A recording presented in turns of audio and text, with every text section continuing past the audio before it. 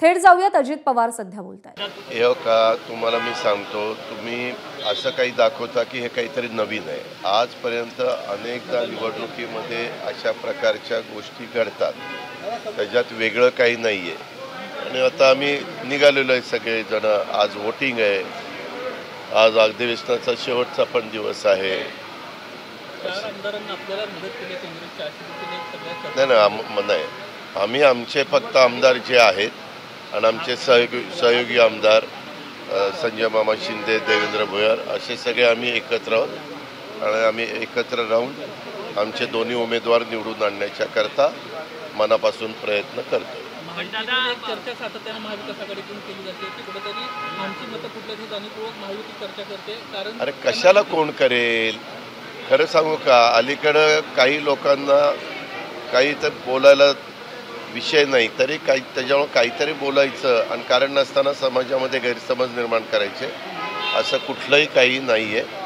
ते त्यांच्या परीनं त्यांचे उमेदवार निवडून आणायला प्रयत्न करतात। महाविकास आघाडी त्यांचा प्रयत्न करते, महायुती त्यांचा प्रयत्न करते आणि प्रयत्न करणं प्रत्येकाचं काम आहे।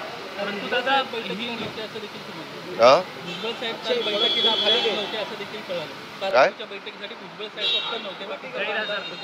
भुजबळ साहेबांचं वय झालेलं आहे, त्याच्यामुळे भुजबळ साहेब मला सभागृहातच काल तिथं होते, कारण कॅबिनेट होती, एक कोणीतरी राष्ट्रवादीचा प्रतिनिधी कॅबिनेटला असावा म्हणून भुजबळ साहेबांना तिथं थांबायला सांगितलं होतं। काल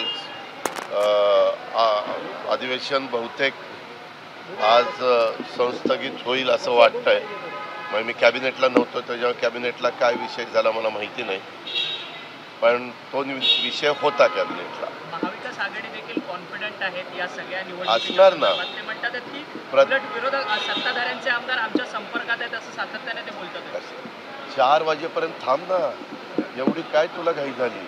आत्ता वाजले 8, तर अजून 4 वाजता कळेल ना, सगळी वस्तुस्थिती कळेल। सर, सातत्याने तुमचे आमदार जयंत पाटलांना कॅबिनमध्ये जेवताना भेटायचे, त्यावरून कुठेतरी प्रश्नचिन्ह निर्माण होत होतं की तुमचे आमदार जयंत पाटलांच्या संपर्कात आहेत म्हणून, त्यामुळे जयंत पाटील देखील मला माझ्या आमदारांच्यावर भरोसा आहे, विश्वास आहे, त्याच्यामुळं ह्या बोलण्यात काही तथ्य नाही। आम्ही पूर्वी एकत्र असताना विधानसभेचे उपाध्यक्षांच्या चेंबरमध्ये बसायचो, तिथं सगळे दुपारी जेवायला एकत्र असतात। आजही माझे आमदार तिथंच एकत्र बसून जेवत असतात आणि तिथं जयंतराव पण यायचे, त्याच्यामुळं साहजिकच आज जयंतराव मला भेटले तर आम्ही पण एकमेकाला नमस्कार करतोच ना। शेवटी महाराष्ट्राची संस्कृती परंपरा आहे, आम्ही काय एकमेकाचे दुश्मन नाही आहे, आम्ही एकमेकाचे विरोधक आज झालेलो आहे, ही वस्तुस्थिती आहे।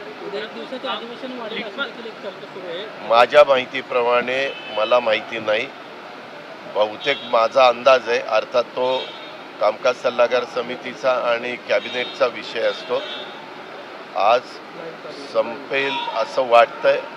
अर्थात त्या कॅबिनेटची पुन्हा मी तुम्हाला सांगतो काय चर्चा झाली मला माहिती नाही, कारण मी माझ्या दुसऱ्या कामामध्ये बिझी होतो।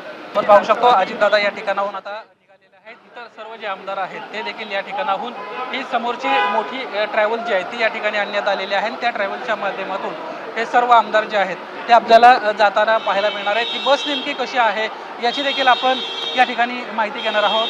उपमुख्यमंत्री अजित पवार यासोबत त्यांची सर्व जे आमदारांची फौज आहे ही या ठिकाणाहून निघालेली आहे।